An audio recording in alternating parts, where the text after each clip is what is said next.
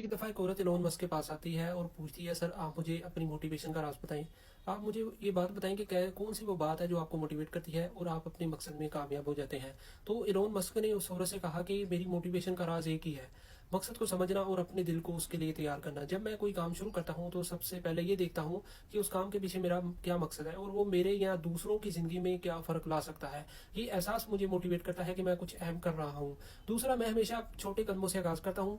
हर छोटे कामयाब कदम के साथ मेरा हौसला बढ़ता है और यूं मैं अपना काम मुकम्मल कर लेता हूँ। सबसे बढ़कर मैं अपनी सोच को मस्बत रखता हूँ और इस बात पर यकीन रखता हूँ कि मैं मेहनत कभी ज़ाया नहीं होती। यही सोच मेरी सबसे बड़ी ताकत है। औरत मुस्कुराई, सर हिलाया और कहा, ये तो वाकई बहुत गहरी बात है।